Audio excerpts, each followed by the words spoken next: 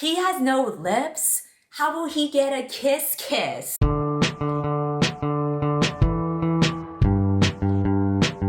I actually don't know if I'm capable of multitasking by talking about books and cooking at the same time, because I can barely do both of them individually. But we'll see how it goes. Tonight I'm cooking creamy dreamy mushroom cavatappi, and yes, this is from HelloFresh, but this video is not sponsored by them. Instead, it is sponsored by Book of the Month, which is a super popular and fast-growing online book service. Their mission is to promote new and emerging authors to help readers discover new books that they love. Their team vets hundreds of books each month and gives readers their own choice of a curated selection of early release titles and upcoming books, so that you can spend more time reading and less time researching. It is completely risk-free, so you can skip any month you want and you won't have to pay any extra fees. They sent me November selection, so I'll be doing another giveaway for that. This month we have Memorial, which is a literary novel about an imperfect relationship. This Time Next Year, which is a romance about a couple that keeps getting thrown together. Pretty Little Wife, which is a debut thriller about a dead husband gone missing. These Violent Delights, which is a YA Asian retelling of Romeo and Juliet in 1920s Shanghai. And The Star-Crossed Sisters of Tuscany, which is a family drama that takes place in the Italian countryside. Giveaway link will be in the description below where my sharp knife is pointing at, but if you want these books guaranteed, you can get your first box for $9.99 using my code READWITHCINDY and using the link in the description below. Now let's talk about all the spooky dooky books I read in the month of October. Oh, by the way, I'm chopping up mushrooms. Ooh! Oh my god, this actually is very relevant because one of the books I read is Mexican Gothic. We'll get to that later because the first book that I read is, I don't know why I'm pointing my knife at you so many times. The first book that I read this month was Lock Every Door by Riley Sager, or as I like to call it, Lock Every Whore, because these hoes are crazy. This is a thriller novel about a girl who has really been living the strug life. She lost her parents in a fire, her sister went missing and is presumed dead. She recently lost her job, and then she found out that her boyfriend was cheating on her and she was living with him, so that means she needs to move out. So in a way, she was collectively experiencing 2020 along with us. She is broke and very desperate for money and a place to live, and then she finds a solution, which is the Bartholomew, which is this fancy ass, bougie ass apartment. But there was a job posting where they're hiring apartment sitters, which are essentially people who just watch over the apartment until they get rented out by an actual rich person. They do that because they don't want the apartments to just be vacant. It doesn't look good if it's empty or something like that. I don't know, it's some rich people bullshit. The job offers to pay her $4,000 a month to live there for 3 months. And when she visits the place to interview there, the interviewer offers her a job on the spot. So you're probably thinking, this shit sounds kind of sketch. And you would be right, because there's a lot of weird rules that come with that position, like you are not allowed to invite other people to the apartment, you're not allowed to post any of the pictures on social media, you're not allowed to socialize with any of the apartment residents. And then on top of all of that, there are a bunch of horror stories about people who have previously died in the Bartholomew. So it really just sounds super sketch, but she goes ahead and accepts it anyway. You might be thinking, why is she being such a dumb, desperate bitch? But you know what?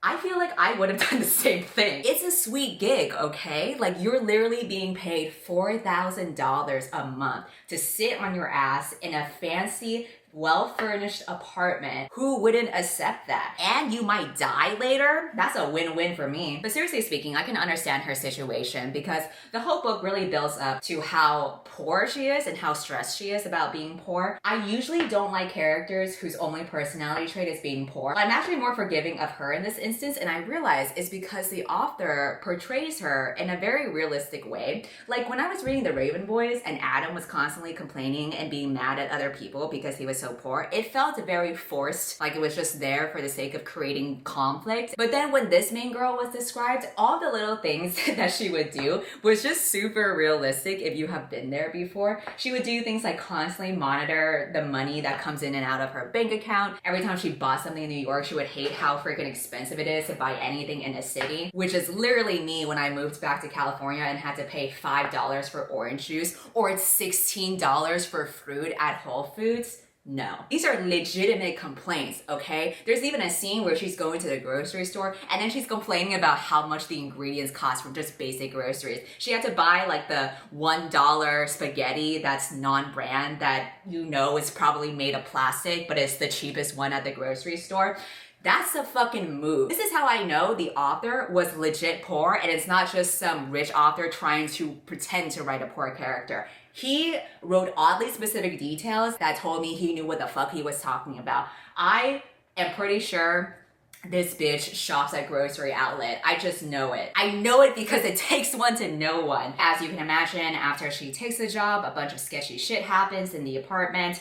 Another apartment sitter that she met goes missing. She hears weird noises around the place. I was engaged while listening to this book. I kind of felt like it was like a palate cleanser for me, where you don't have to think too deeply about it. You can just be in it for the ride as you watch this dumb bitch go into her death trap. I did find it to be kind of slow for my taste though. I personally kind of saw the twist coming. I thought it was pretty obvious, and so that took away any of the dramatics for me. I think this book had a lot of potential to really dive into some themes about classism and financial inequality, because the book kind of set up for that with how poor she was, and some of the motives of the antagonist were also deeply rooted in classism. So he kind of sprinkled like a little bit of a deep theme, but he just sprinkled it a little bit and then he just was like, all right, I'm ready to cash my check. But there definitely could have been a deeper exploration. I guess the author just didn't want to take the time to do that and just collect his check, and you know what, good for him. So we're just gonna cut our losses and move on to the next book, which is The Invisible Life of Addie LaRue by V.E. Schwab. This is a novel that is about a girl named Addie LaRue who was alive in France during the 1700s, but then she made a deal with, I don't want to say the devil, but he's like this immortal dark creature, and he can grant her any wish she wants. And at the time, she is supposed to live a humble, boring life where she gets wed to some, I don't know, scrub in France and just live the typical poor girl life in her little village. And she was like, nah, I don't want to be like that. So I'm going to go ahead and make a deal with this obviously evil guy, and nothing bad will happen, right? Okay, we're gonna switch it up because I need to cook my mushrooms. Just like she switched her life up when she made a deal with the evil guy. She was like, man, I don't want to be like other girls. I want to live a bigger, better life than this. Like an epic, amazing life. And he was like, all right, I'm going to do it for you. He gives her a gift, which is kind of basically like a curse, because she gets to live forever. However, the twist is that nobody will ever remember her. Oh, shit. Maybe I can't multitask after all. So the whole story is about her going across centuries and continents, trying to find out how can she make a mark on the world when nobody remembers her. She wanted so badly to not be a basic bitch that instead she became a bitch nobody remembered. Part 1 of the book was pretty difficult for me to get through, in the sense where it was extremely repetitive. Every chapter and every single day, it showed the same thing happening to her over and over, where she meets someone and then they forget her and then she gets emo about it. And I think you could argue that maybe that was the point, to show how repetitive and monotonous her life can be. But you know, considering my current circumstances in the Rona during this global pandemic, I'm trying to read a book where I'm not reminded about the monotony of my life. So to read that shit was just very depressing for me. And it's supposed to be that way on purpose, because the reason why the evil guy made that deal with her was so that she would decide to give up on the idea of immortality and give up her own soul to him. So every few years he shows up and he's, oh, fuck. So every few years he pops up and he's like, hey, don't you just hate life? Isn't it so miserable doing the same shit over and over and there's no escape from it? She is very stubborn about making sure that she doesn't prove the guy right. And she decides to live on and she refuses to sell her soul to him. Honestly, props to her for dealing with that shit for like 300 years. I would have sold my soul from day one. Literally, if that guy visited me right now in the middle of this pandemic, I'd be like, yeah, let's go. I'm ready to bounce. Another reason why I would have made made the deal to sell my soul was just because that guy was so fucking annoying. He literally appears every other chapter just to taunt her. And every time he shows up, for some reason, V.E. Schwab really wants you to know that he's hot. Whenever he shows up, she uses the same physical descriptions about him almost verbatim. From the description of the color of his eyes to his wolfish grin. He's always compared as a wolf every time. So even that part was repetitive as fuck. I don't know if she did that on purpose, but I was sick of it. I'm like, stop trying to make him hot. He's not. He's a crusty, dusty old man who has nothing else better to do than to curse little girls in France. He was like the Darkling 2.0 because he was supposed to be the bad guy, but it kept on it being emphasized how hot he was, and I was just so over it. Finally, the story picks up when, and this isn't a spoiler by the way, because this is part of the synopsis, when she meets a boy in the year 20,000 something. It's now present day, and she's now in New York.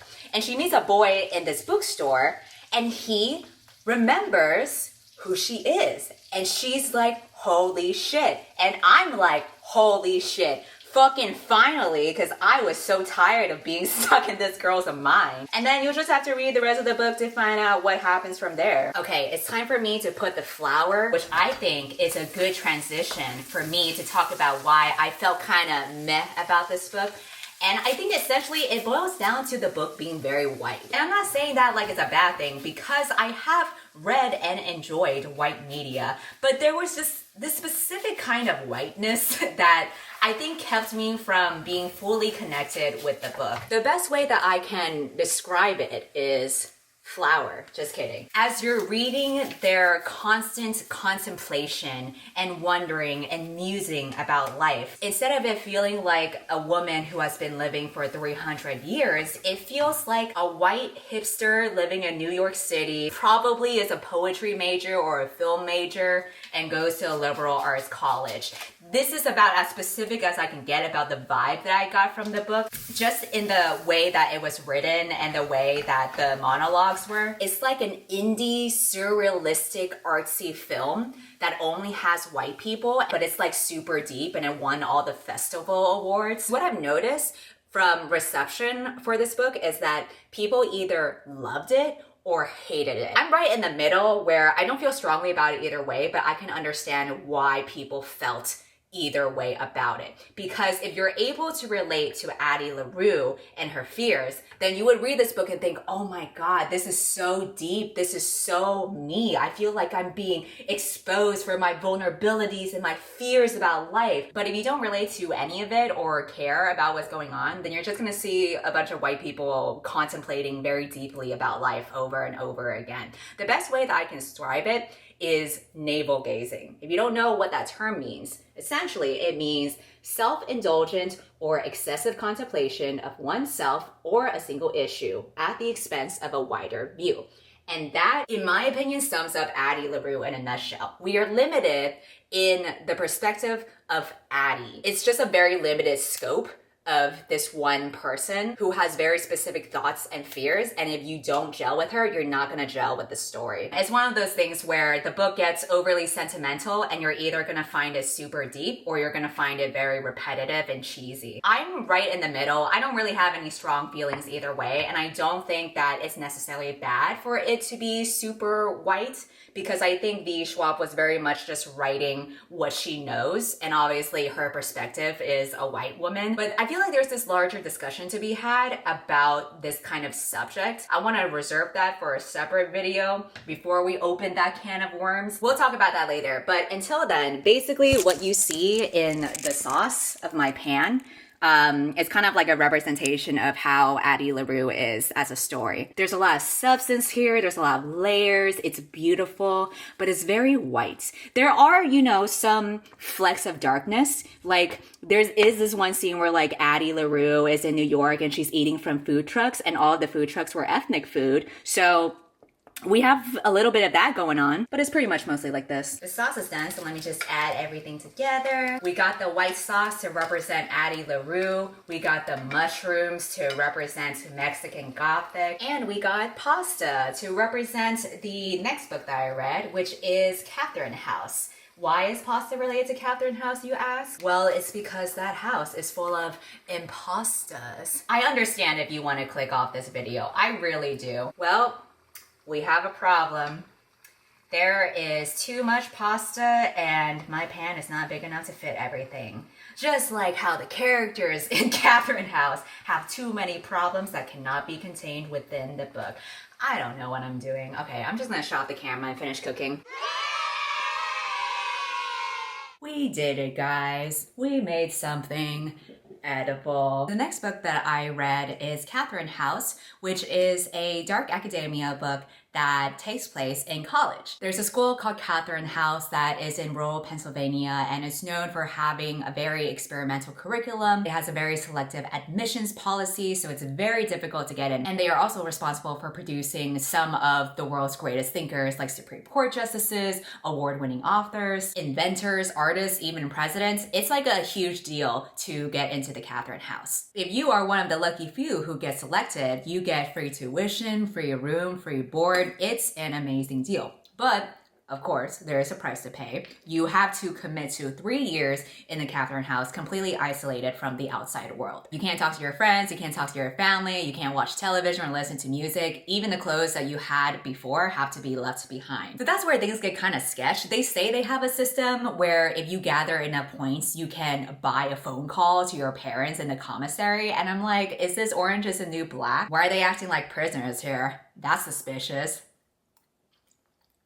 That's weird. The main girl is a character who somehow gets accepted into school. She doesn't know why, because it's not like she was this amazing prodigy or anything, but it's a good thing, supposedly, for her to be accepted because something kind of traumatic happened in her past that she wants to get away from. So the idea of leaving your past behind is like the perfect opportunity for her. She gets accepted. She meets this roommate who's like kind of neurotic and weird, but they're good friends anyway. But then something tragic happens to the roommate, and that sets up the story for her to start to suspect that there is more going on with the school and its weird ass curriculum and its weird rules. I think if you like atmospheric gothic stories, you might like this book. Emphasis on the atmospheric though, because there's not really much of a plot that progresses at all. You're kind of just stuck in this dusty house with all of these college students, and house is like very poorly maintained even though it's so prestigious, and I'm like, bitch, you live like this? Even though there is some mystery about what the hell is going on with the house, it doesn't necessarily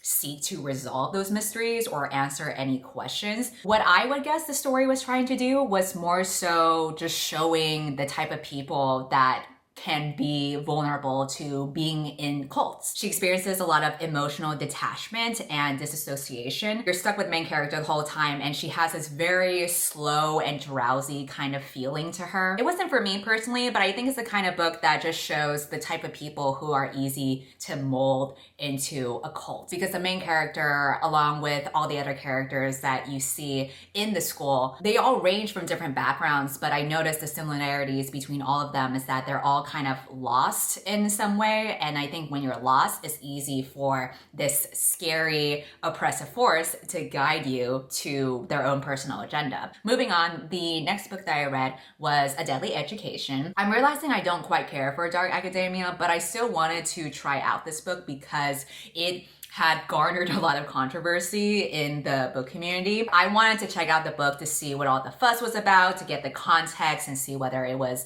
that bad or not. My conclusion is there is a line about dreadlocks that I think was absolutely unnecessary, and I'm glad the author is going to take that out. But for the other parts, I feel like it's very negligible, and I want to talk more about that in another video where I talk about A Deadly Education and Addie LaRue, because some of the discussions that were brought up in the book community got me thinking a little bit. I want to save all my thoughts about race in books in another juicy little video. Other than that, I was pretty in the middle with this book as well. It has been said that this book is a rewrite of the author's Harry Potter fanfiction, and I don't know if that's actually true or if people are just saying that because the setting is so similar to Harry Potter. It essentially takes place in a magic school with witches and wizards. It has its own magic system though, and the setting is a lot darker than Harry Potter because students are literally getting killed left and right, and it's kind of like a casual thing. So it's interesting to see it approached in like a dark humor way. way. There's no teachers or holidays. It's not that important for you to get a good letter grade. All you have to do is just try to survive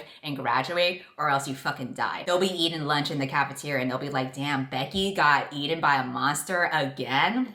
Sucks for her. The main character is Elle, who has an affinity for destruction. So all of her powers are basically just dark magic, and that kind of gives her a bad rep. This is where is another similarity to Harry Potter, because the way that other students treat her and kind of demonize her for her abilities is kind of similar to Draco Malfoy. And the other character in this book is like the hero archetype. He's the popular, noble savior that everyone admires. So that's kind of like Harry Potter. I do see the similarities, but I am glad that the main character is a girl who's such a prickly asshole, because I feel like you see that type of personality in so many male characters. Let the girl be a bitch for once, you know? The thing about the main character is that you're either gonna like her and think she's funny, or you're gonna think she's super annoying and obnoxious. Kind of like my YouTube channel. I just found it funny that she couldn't do basic shit with her powers, but she could only do mass destruction. And my favorite part in reading the book was actually her relationship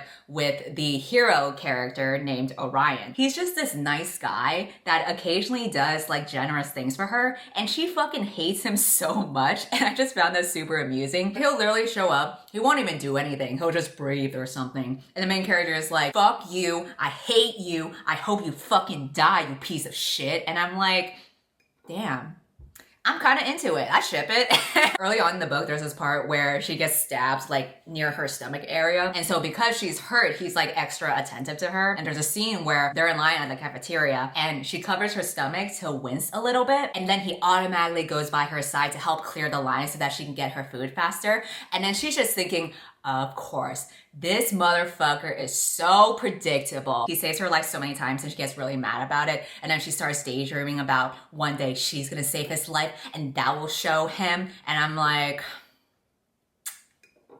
okay. Pretty weird to think about that for a guy you hate. A common criticism for this book is that it's very expositional. And I do agree with that, but I think it kind of balanced out because of the main character's voice. She is very juvenile and petulant, as you can probably tell from all those random anecdotes that I shared. It's a very specific writing style. It definitely veers more towards young adult. If you are invested in the world that she has set up and you want to learn more about the magic, then I don't think you're gonna have a problem with the info dumps. And I think you also will have to like the main character in order to enjoy her style of rambling. I can definitely understand why some people might not have liked it or why people did.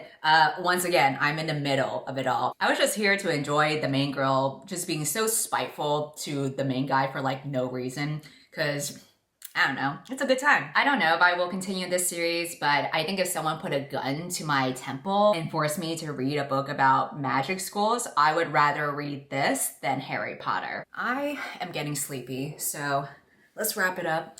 I'm also cold, okay, so don't judge me for this. I don't have much to say on the next two books that I read. They were Kissing the Coronavirus. The title and the book cover pretty much speaks for itself. There is a scientist who is supposed to find a vaccine for the coronavirus, but then she ends up falling in love with him instead. And I talk more in depth about it in my other video review that you can check out. And the next book that I read was Leave the World Behind. This is a thriller story about a family that decides to go on a quiet little vacation to take a break from New York. They rent out an Airbnb in the woods and everything is going pretty normally until they get a knock on the door and they're like, oh my God, what the hell is going on? It's late at night. What the hell is anyone doing here in the middle of nowhere? They open the door, they find out it's an older Black couple and they are the owners of the Airbnb, and they had retreated back to this place because there was a sudden blackout that swept the city and they don't know why that is, what's going on. They're in the middle of nowhere. They don't have any TV or internet. There's no cell phone service. Everything is down. They don't know what's going on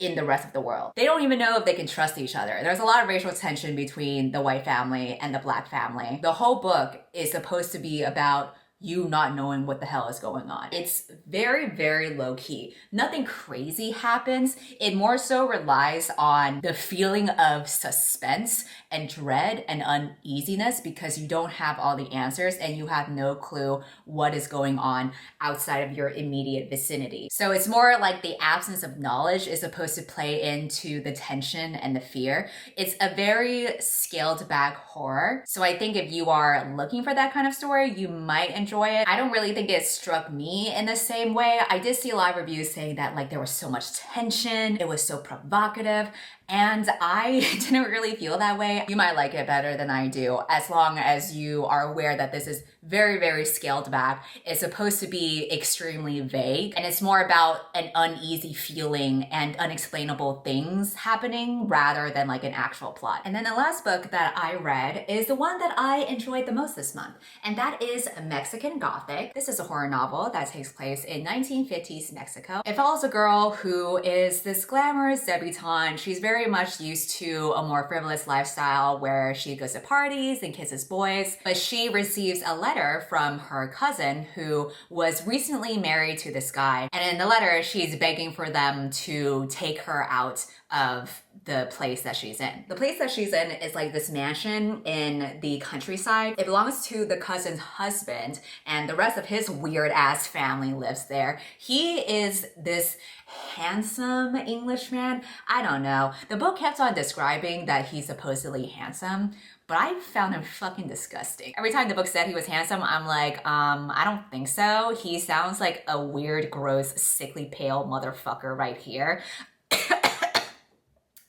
He's living there with the main character's cousin that he married. He lives there with his father, who's like really sick and low-key kind of dying. And also with his aunt, who I'm pretty sure is a white supremacist.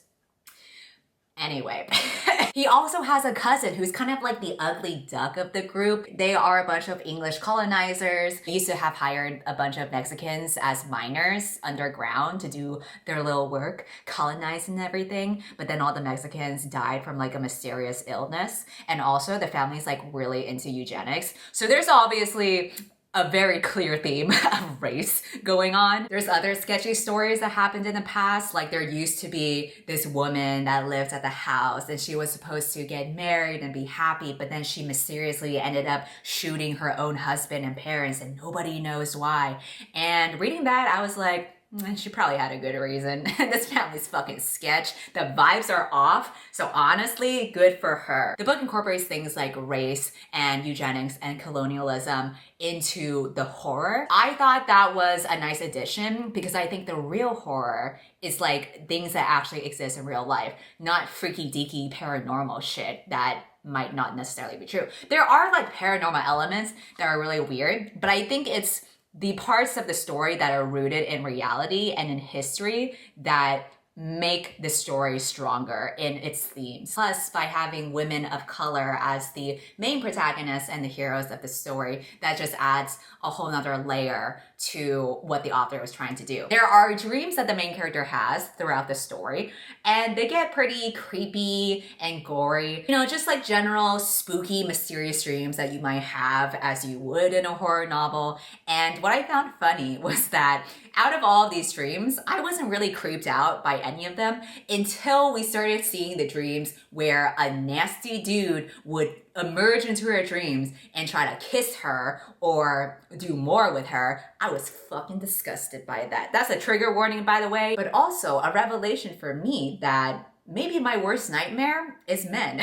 Like you could have dreams about spiders crawling out of your mouth or some mold accumulating or whatever. That doesn't bother me. But men forcing themselves onto you, that's fucking real. To be honest, I took an edible over the weekend and I decided to continue reading the book, and really disgusting things were happening and it just amplified the grossness. And since I was still under the influence, I was like, oh, this is fucking disgusting. Let me read more. If you partake in that kind of stuff, you might have a good time while reading it. An ongoing joke that I had while I was buddy reading this book with a couple of people was, for some reason, the cousin that gets introduced, the ugly one, I don't know why, but I just liked him from the very beginning. When it comes to the family, I don't trust any of these hoes, but Francis, the driver, I just foolishly want to believe that he's a good guy. Also, I want to believe that he's hot. The book constantly talks about how ugly he is, and I'm like, I know he's not hot. Just let me dream. Let me have this. There was a scene where Francis and the main character spent some time together. It could have been just this nice scene, this nice moment that they could have had together. And then the story just had to mention, once again, that Francis is not good looking and he has no upper lip. Why would you go that far to even add that detail? Why must you do this to me? He has no lips. How will he get a kiss? I'm trying to fool myself into thinking, okay, you know what? Francis might be ugly, but maybe he's ugly in a cute way. Like maybe there's something charming about his asymmetrical features. Maybe he and the main girl will run away in the end and escape the house. And maybe once they escape the house, he'll be hot. Like maybe that was the curse that the house had inflicted upon him. And the true happy ending is that when they run away, he finally grows a pair of lips. I was very caught up with the shenanigans of Francis because I didn't know what exactly his role in the story was gonna be, and I was afraid of whether I should like him or not. I won't say what happens. I will just say that he's ugly, but I want to have faith in him. So I'm reading this book that's clearly having themes about eugenics and colonization and how those very real elements play into the horror genre. But I'm mostly just thinking, well, is Francis and Noemi gonna bang or what? But then I'm like, should they even bang? Because I don't know. The family's fucking nasty. You don't want to deal with those in-laws. But anyway, that just became a running joke for me as I kept on reading the book. I'm like, yeah, I know we're having this deep commentary about eugenics, but is Francis gonna grow an upper lip? That's what I'm concerned about. And on that note, I think that is where I will end this video. Nappy time. If you made it this far, I hope you unsubscribe. Goodbye. He has no lips. How will he get a kiss? Very ugly. No kiss for him. I have a nice personality. Yeah. All of these haters are coming at me super fast. They laughing and saying to me that I'll never outlast.